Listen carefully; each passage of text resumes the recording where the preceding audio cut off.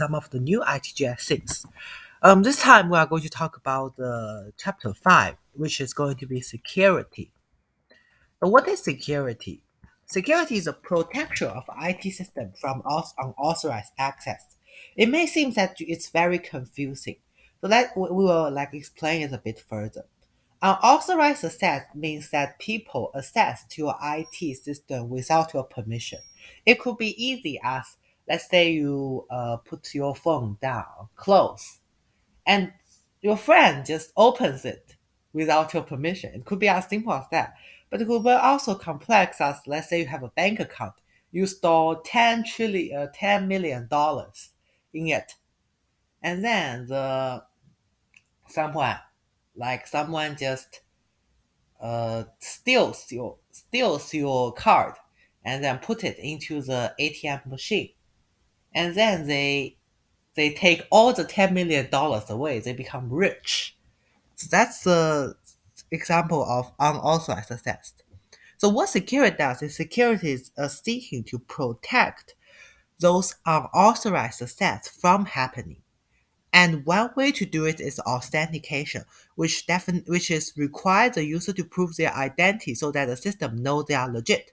For example, when logging at the Google Docs, just like I'm filming it, you will need username, Gmail account and password.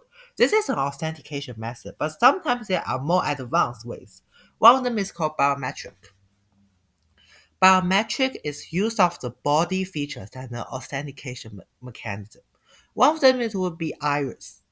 So basically where you scan your eyes and the system should proves whether you are legit or not. Biometric, it also includes in, let me think. Biometric also includes in fingerprints. Fingerprint is also a way. So basically, you put your fingerprint at the machine and the system recognizes it, compares between the one that is in your record and the one that you currently have. Yeah. And then it is, those are the two main biometric ways at this point. And also, let's talk about some of the specific terminologies. One of them is called biometric enrollment, which is the process of registering a user to verify or authenticate who they are. And then another way is hacking. Hacking is gaining unauthorized access to computer system. Social engineering attack is tricking or manipulating a person into revealing their password. Okay, so after we know those things, let's talk about some of the concerns biometrics may have. So for example, false positive or false negative. You may be curious about false positive or false negative is. I'm going to write them down. False positive means authorized users get denied access. It should be false negative, this is.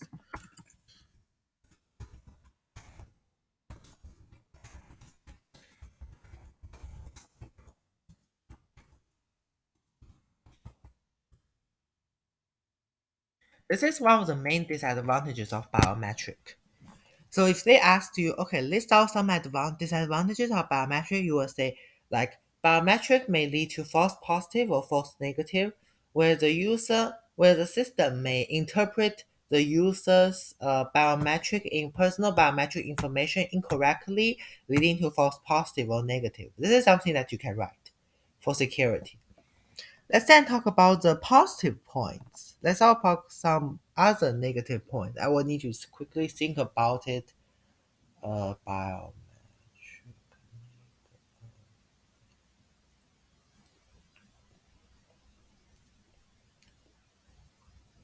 Ha! I know. Which is data may be hacked, right?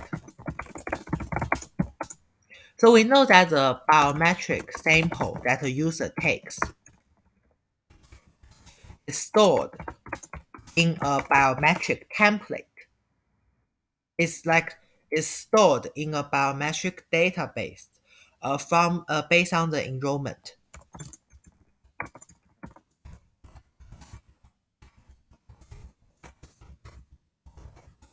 However, the biometric database might be hacked. Here is just a TLDR of the logic.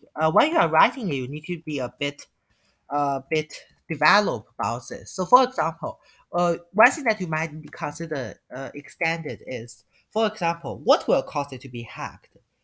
How vulnerable is it for the possibility to be hacked compared to the traditional username and password system? And what are some solutions? This is the thing that you might need to consider when you write it. So what and just some people may be confused about what database means. Database is a file that stores all users' records. We will talk about database later in chapter 7. Okay, chapter 7. Now let's talk about hacking and a social engineering attack. Hacking, there are different types of hacking. One of them is gaining unauthorized access to computer. Hacking means gaining unauthorized system to computer access. So basically, let's say, what is an example of hacking? Let's say I know that Elon Musk has $6 trillion in his bank account. So one thing I did is that I secretly go into his, sorry, it's a bit different. Is one day that I did is that I go to the computer and I invalidly access into CIBC bank account, and after that I search the record and I find, oh, there's someone called Elon Musk. He stored in the CIBC for $6 trillion. Yeah, and what I did is that I just literally hacked his account, transferred his money into my account. That's an example of hacking. That's an example of hacking, okay? Social engineering attack is tricking or manipulating a person into rebuilding. Social engineering attack is a type of hacking. Like hacking is complex. There are multiple types of hacking. One of them is social engineering attack. It's tricking or manipulating a person into revealing a password. For example, let me make a quick example again. So for example, I tricking or manipulating a person into revealing a password. For example, I send you a email saying that if you give me your Instagram account and username and password, I will give you $1 million for reward. And you believe me, you actually send me the username and password. So what ended up happening is that I don't give you any money back. Instead, I access to your username and password to I access to your Instagram account to and obtain some of the private information you have. Sometimes the social engineering attack can be very serious. Like, for example, I remember there is a spam email saying that, oh, some people from Syria, some people from like those countries that have like you have some people come from the countries that you would never go to in your life. Let's say Syria, Lebanon, Egypt, Palestine, Israel. Um, is there Israel students in my YouTube channel? I don't think so. Israel, uh, Morocco, something. They say they come from those countries, and then they give you, let's say, $6 million. And what you need to do is that you need to write down your bank account, bank PIN, bank password, something, and after that you send back. They will transfer the money back to you. But do they? No, they don't. In the end, they use the information, the password that you provide, and they access into your bank account in order to steal your money. That's what they do. So this is an example of social engineering attack. Let's talk about the other ways of hacking. One of them is called packets. Social engineering attack is something that we can avoid. Like, if you see those people saying give you $6 million, all you need to do is that you don't need to. All you need to do is that you just don't write them the password. That's it. But for the other ones, they are like a bit harder. They are even harder. They're even harder because those things are done systematically and automatically without your consent. While social engineering attack, it is to some extent your consent, even though it's not a valid consent because they are cheating. Sorry, not cheating. They are not telling the truth to you. So let's just talk about those three hacking tools. First of all, it's packet sniffer. It captures data as it travels over the network. So for example, if you search, let's say you are a college student, you are applying to university, so you search use the application, you enter your personal information, and what they do is that the packet sniffer just captures the data you wrote on the UC application, and then like they leak the personal information you have, or they store in the or they obtain your personal information and sell it to other companies. Like I remember College Board just sells 12 cents for information, for per user's information, right? College Board, for every student, he sells their records to other companies for 12 cents. And then keyloggers is captures every keystroke typed by users.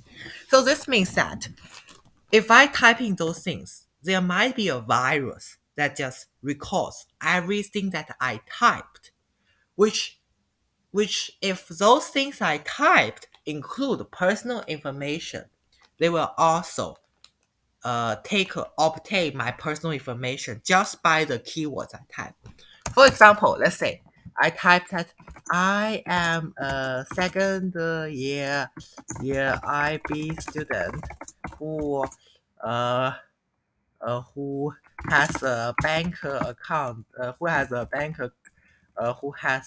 me think, who has an Instagram username of, right? If I type this, then the keylogger will know, okay, I'm a second year IB student. I have an Instagram username of this. So what they do is that they will, based on information provided in here, what they will do is that they will obtain my Instagram username and access it to obtain my personal information so that my privacy will be lost. So that I will have no privacy. Okay? Will obtain my Instagram username and access it to obtain my personal information so that my privacy will be lost. In terms of this one, it's not personal information, but it's very hard for the keyloggers to do anything because there's way many students who is second year IB student. I think there are 40,000, 80,000 of them every year. Okay, password cracker, a program designed to guess password. Usually, what they will do is that the password cracker will set out some of the very easy password, like 1 2 3 4 5 6 7 8, like 114514, like something like those. After they set out those easy passwords, what they will do is that they will just access every single social media and type in those passwords. They will access every social media and type in those passwords and username to try, like to see whether someone actually named those.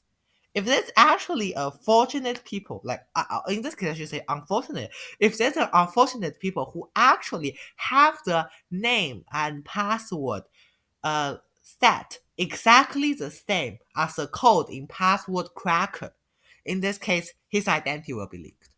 So how do we stop this? How do we stop password cracker? What we can do is that we can set very complex password, like say, which will be very hard for the system to guess it. Very hard for the password cracker. Now let's talk about some other malicious software.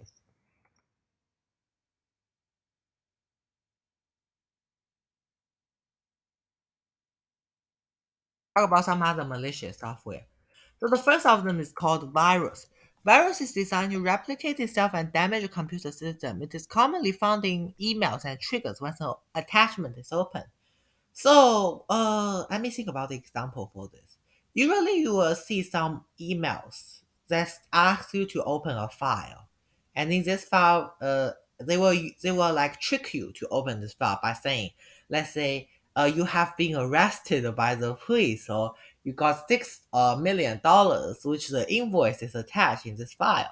And then you feel, oh, you are worried or you are happy, you are delighted. So you open the file. And then what happens is that this file contains virus. As soon as your file is open, the virus just, what's that called? The virus just accesses into your computer. The virus just access into your computer and then they replicate inside your computer and damage your computer system. So that's how virus work. Spyware, which is malware that monitors users' activity without their consent. So for example, let's say I'm doing my ITGS Uh, that's a bit example. Bit weird example. Okay. So let's say I'm like writing my math on Google Docs. Okay. In this case, and then what spyware will do is that it will monitor my activity of writing a math IA, and after that it will copy my math IA and send it to the public like an LIB classify. Okay, so that's how spyware works. Trojan horses pretend to be a useful task and act as a spyware once triggered. And other terms. Spam, phishing, farming. Spam is any type of unwanted, unsolicited digital communication that got sent in bulk. So for example, spam will just include ads. Like you'll just see a bunch of okay, never mind, that's not spam. You'll just see a bunch of, let's say, Grammarly ad, a local supermarket ad sent through email. Those all ended up getting to spam. They are all spam because they are unwanted, unsolicited digital communication. But it depends on people's perspective. Some people they will just want, let's say they feel, oh, they need to look at the supermarket, the thing that supermarket sell every day to decide which one has more discount and so decide which one to buy. So for those people they just consider wanted, but for some others they just consider unwanted. So that's difference in perspective. Remember, difference in perspective will result in different interpretation. That's also something that you should aware, like when talking about ITGS, is that different stakeholders they have different perspectives, even in interpreting the same thing. Okay, now let's talk about phishing. Phishing is a social engineering attack often to steal users' data, including login credential and credit card number. And farming is malicious code stores and misdirects users to fraudulent websites without their consents. Okay. So for example, farming is a bit different than fishing. Let's say for example you search on internet, you find like there's something, IBM 2021 past paper, and then you click it. What happens is that the system directs it to a fraudulent website. Let's say gambling website. Let's say, if you register this account, I give you $5,000, and then you have a 99% to win jackpot, like something like this. And this is not the key thing. Like people can choose to exit the gambling website. That's not a big deal. But gambling website serves as a media that serves as a media for virus. So basically, if you access this website, the virus will then access into your computer through local network connection.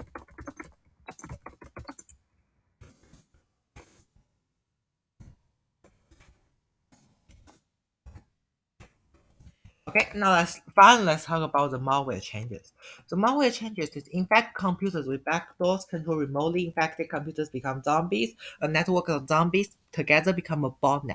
Botnet are used to send spam email. Okay, and then it's data destruction, erasing, and storing data. That's all. So here we come to the end of our lesson, and I hope you have learned a lot. See you next week. Bye bye.